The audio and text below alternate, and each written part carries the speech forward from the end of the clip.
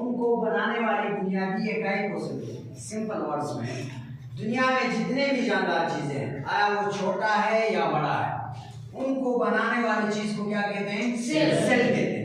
इसकी डिफिनेशन जरा हम देखते हैं। क्या लिखा है हमने? Basic structural and functional unit of life या लिविंग ऑर्गेनिज्म।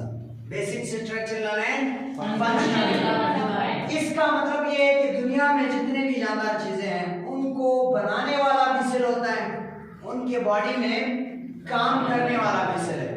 स्ट्रक्चर का मतलब क्या है? स्ट्रक्चरल का मतलब ये है कि ऐसी एंटिटी या पार्टिकल या जो भी आप देख सकते हो जो किसी भी जानदार चीज को बनाता है, यानी सेल मिल के बनाएंगे जानदार चीजों को, समझ आइए? Those entity which forms to living organism। Structure का मतलब क्या है? तो ये चीजें मिलके, ये छोटे छोटे यूनिट मिलके जानदार चीजें बनाएंगे। हाँ, फंक्शनल का मतलब ये है कि उसी जानदार बॉडी के अंदर काम भी यही करेंगे, जानदार जिस्म के अंदर काम भी यही करेंगे, समझ आइए? इसकी डिस्कवरी के ऊपर अगर हम बात करें, सबसे पहले इस सेल को किसने डिस्कवर किया है? रॉबर्ट हुक ने। किसने डिस्कवर किया है? रॉबर्ट हुक ने। कब किया है? 1665। कब किया है? 1665, 1665 को किया है। अब कोई अगर पूछे कि सेल सबसे पहले किधर डिस्कवर हुआ है, प्लांट में डिस्कवर हुआ है, एनिमल्स में डिस्कवर हुआ है, किधर डिस्कवर हुआ है, उनको बता दो सेल सबसे पहले प्लांट में डिस्कवर हुआ है। प्लांट सेल डिस्कवर हुआ है। दुनिया में सबसे पहले कौन सा सेल डिस्कवर हुआ है? प्लांट सेल डिस्कवर हुआ है। Plant, oak plant. कौन सा plant? Oak plant, Quercus plant, जो पहले भी मैंने बताया था आप लोगों को, बड़ी जो आप इस बार में खेले बुद्ध वाला जो है, जी जी समझाइए। बुद्ध चीज से करते हो पीछे गाँव में बकरियों को जो खिलाते हो पीछे, उसको कहते हैं ओक प्लांट। साइंटिफिक नेम है कर्कस, ठीक है? मुख्तलिफ इसकी स्पीशीज होती है। उसके छिलके में सबसे पहले सेल डिस्कवर हुआ है। वो हुआ कैसे? प्रूफ दे रहे हैं कि देखो, उसने रॉबर्ट हुक ने क्या किया? छिलका उठाया, कर्कस प्लांट का छिलका उठाया रॉबर्ट हुक ने। छिलके को उठाया, देखा, स्टडी किया छिलके को अंडर माइक्रोस्कोप।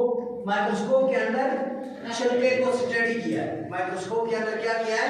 छिलके को रखा है और देखा तो माइक्रोस्कोप के अंदर जो छिलका उसने रखा था, उसके अंदर उसने देखा तो भाई कुछ एम्प्टी बॉक्सेस नजर आती है उसको। ये देखो, माइक्रोस्कोप के अंदर देखा उसने, देखो एम्प्टी बॉक्सेस है। छिलका है ना बाहर, छिलका बेजान होता है, नॉन लिविंग है, तो उसके अंदर जो सेल है जाहिर है वो भी डेड सेल है, नॉन लिविंग सेल है। तो उसको नजर आया एम्प्टी प्लेसेस, एम्प्टी बॉक्सेस नजर आया माइक्रोस्कोप के अंदर। उसने उन एम्प्टी बॉक्सेस को सेल का नाम दिया। उन एम्प्टी बॉक्सेस को किसका नाम दिया है? सेल का नाम दिया, समझ आइए? हाँ। अब कौन से माइक्रोस्कोप के अंदर उसने स्टडी किया था? Compound microscope. कौन सा माइक्रोस्कोप? कंपाउंड माइक्रोस्कोप, समझ आइए? हाँ। अब आपके पास ये जो कंपाउंड माइक्रोस्कोप था जिससे उसने सेल को डिस्कवर किया, उसकी मैग्नीफिकेशन पावर थी 30x। मैग्नीफिकेशन पावर कितनी थी? 30x, यानी 30 टाइम्स। इसका मतलब ये है 30x, 30 टाइम्स का मतलब ये होता है कि माइक्रोस्कोप किसी चीज को 30 गुना बड़ा करता है, किसी चीज के नक्शे को 30 गुना बड़ा करके दिखाता है, समझ आइए? हाँ। अब आपके पास आ गए types of organism on the basis of cell. Cell के बेस पे दो किस्म के ऑर्गेनिज्म होते हैं। एक ऐसे ऑर्गेनिज्म जिनके अंदर एक ही सेल होता है, जो एक ही सेल से मिलकर बने हुए होते हैं। उनके बॉडी में वही एक सेल सारे बॉडी फंक्शन करता है, देखने में भी काम करता है, सुनने में भी काम करता है, चलने में भी काम करता है, खाना खाने में भी काम करता है, यानी मेटाबॉलिज्म में भी काम करता है, सब कुछ करता है। यानी आपके पास जो आपकी कॉम्प्लेक्स बॉडी है, इसमें मुख्तलिफ सेल, मुख्तलिफ टिश्यूज, मुख्तलिफ ऑर्गन, मुख्तलिफ सिस्टम मिलकर आपकी बॉडी बनाते हैं, फिर ये सारे मिलकर कोई काम करते हैं। यूनिसेलुलर में एक ही सेल सारी बॉडी फंक्शन करता है। हाँ, ये बात है कि उनकी बॉडी सिंपल होती है, उनको इतने काम शाम की जरूरत नहीं होती जितने आपको होती है, ठीक है? हाँ। और दूसरी टाइप है मल्टी सेलुलर, ऐसे ऑर्गेनिज्म जो मोर देन वन सेल से बने, ऐसे ऑर्गेनिज्म जो एक से ज्यादा सेल से बने। मिसाल के तौर पर ये जितने जानदार चीज़ वो आप देख सकते हैं, चाहे प्लांट है, एनिमल है या जो भी है, वो सारे मल्टीसेलुलर है। वो सारे क्या है? मल्टीसेलुलर है। यूनिसेलुलर के एग्जांपल में मेंबर ऑफ प्रोटिस्टा देखो, प्रोटिस्टा किंगडम, प्रोटिस्टा आपने पढ़ा है ना, उसके जितने मेंबर है वो सारे क्या हैं? यूनिसेलुलर। अब ये यूनिसेलुलर दो किस्म के होते हैं, एक सॉलिटरी और दूसरी टाइप कौन सी है? ये यूनिसेलुलर ऑर्गेनिज्म, इनमें कुछ ऐसे होते हैं जो सिंगल ही रहते हैं, अलग रहते हैं, यानी अकेले जिंदा रहते हैं, अकेले रहते हैं, उनको कहते हैं solitary, amoeba, Euglena, protozoa, paramecium वगैरह वगैरह। हाँ, दूसरी टाइप है कॉलोनियल, वो यूनिसेलुलर ऑर्गेनिज्म जो कॉलोनी के फॉर्म में रहते हैं, कॉलोनी मतलब ग्रुप के फॉर्म में रहते हैं, किसके फॉर्म में? ग्रुप के फॉर्म में जो रहते हैं उनको कहते हैं कॉलोनियल। मिसाल के तौर पर वॉलवॉक्स, समझ आइए, वॉलवॉक्स। अब देखो ये जो सेल आप पढ़ रहे हो, cell is very small entity, cell is very small entity, बहुत छोटा होता है। सेल कैसा होता है? Very small, very small. शायद मैंने आपको बताया था कि दुनिया में जो सबसे छोटा सेल है उसका क्या नाम है? माइक्रोप्लाज्मा। उसका क्या नाम है? माइक्रोप्लाज्मा। अब ये दुनिया में सबसे छोटा सेल भी है और सबसे छोटा यूनिसेलुलर ऑर्गेनिज्म। इसके ऊपर 2-3 एमसीक्यूज बनते हैं। कैसे? एक बात तो ये है कि दुनिया में सबसे छोटा सेल है, दूसरी बात क्या है कि ये दुनिया में सबसे छोटा ऑर्गेनिज्म भी है। हाँ, तीसरी बात क्या है, ये वाहिद ग्रुप है बैक्टीरिया की जिनके ऊपर सेल वॉल नहीं होता, जिनके ऊपर क्या नहीं होता? सेल वॉल नहीं होता। बाकी आपने किंगडम मुनेरा में आपने पढ़ा था शायद, इसमें बैक्टीरिया और साइनोबैक्टीरिया आते हैं, इनका सेल वॉल होता है म्यूरिन, जिसको पेप्टिडोग्लाइकन भी कहते हैं, आपने कहा था। लेकिन mycoplasma is the group of bacteria which lacks cell wall, जिनका सेल वॉल नहीं होता। समझ आइए? आपके जिस्म में सबसे छोटा सेल कौन सा है? आपके जिस्म में, इंसान के जिस्म में सबसे छोटा सेल ग्रेन्यूल्स है, दिमाग में होते हैं, दिमाग में ग्रेन्यूल सेल, दिमाग के अंदर सेल होते हैं, ग्रेन्यूल सेल जिनको कहते हैं। समझ आइए? वो स्मॉलेस्ट है। हाँ, दूसरे नंबर पे स्मॉलेस्ट आपके जिस्म में है कौन से? RBC, red blood cell. आपके जिस्म में लार्जेस्ट सेल कौन सा है? नर्व सेल, न्यूरॉन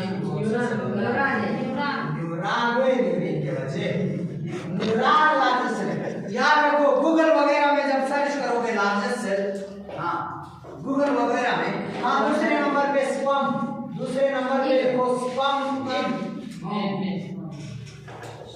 और एग फीमेल बॉडी में।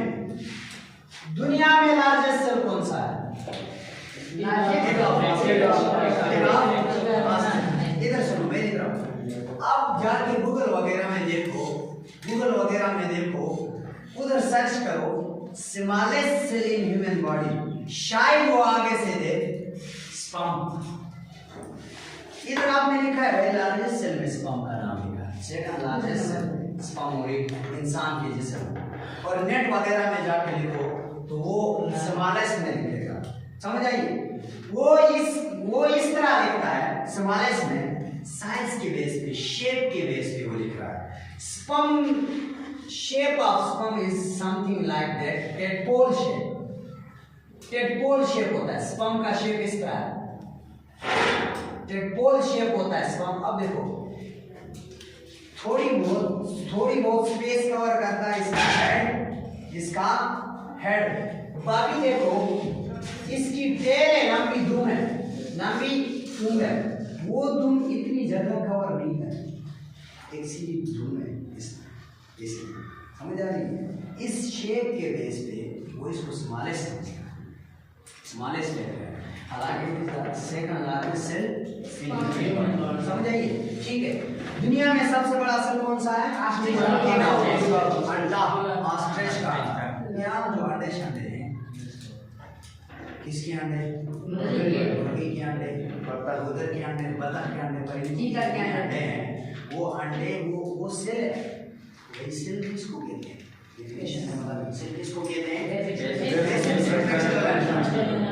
यानी जो जानदार चीजों को बनाता है उसको सेल कहते हैं। जानदार चीजों को जो बनाता है उसको क्या कहते हैं? सेल।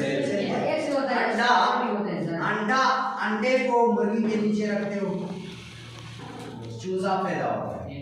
क्या मुर्गी उसको दूध पिलाती है अंडे को? खाना खिलाती है अंडे को? कुछ भी नहीं करती, सिर्फ मिक्सिंग होती है। गर्म करती है अंडे को और हिलाती है, जिससे अंदर मिक्सिंग होती है, बच्चा पैदा होता है। और आपने कहा जो ऑर्गेनिज्म बनाता है उसको सेल कहते हैं। इस तरह से अंडा क्या बन गया है? सेल बन गया। अब अंडों में भी इस दुनिया में सबसे बड़ा अंडा कौन सा है? समझ आइए, इस वजह से वो क्या है? और अगर आपने कहा कि ये जो अंडा नहीं है इसके अंदर सिर्फ एक सेल होता है यार, अंडा एक सेल है, इसके अंदर कौन सा सेल है? आपने कहा इस सेल को हम नहीं देख सकते हैं, जो नहीं देख सकते हैं, जो ऑर्गेनिज्म है उस सब को यूनिसेलुलर करिए, यूनिसेलुलर इसको हम देख सकते हैं। हम देखो यूनिसेलुलर ऑर्गेनिज्म नहीं है, अंडा एक सेल है। समझे? ऑर्गेनिज्म और सेल में फर्क है, लाजमी नहीं है। Exceptional cases is always be there. ये तो अभी मैंने कहा नहीं था कि सेल को हम नहीं देख सकते। सिर्फ अंडा नहीं है, दो और भी सेल है जिनको आप देख सकते हैं अपनी नेक आई से। देख तो सबको सकते हैं माइक्रोस्कोप के थ्रू, लेकिन कुदरती आंखों से भी कुछ सेलों को आप देख सकते हो। ठीक है, लाइक एक आपके पास ये अंडा हो गया, अंडे को आप देख सकते हो आराम से। एक दूसरा सेल है एसिटाबुलेरिया, यूनिसेलुलर ऑर्गेनिज्म। एसिटाबुलेरिया यूनिसेलुलर ऑर्गेनिज्म भी है, सिंगल सेल है।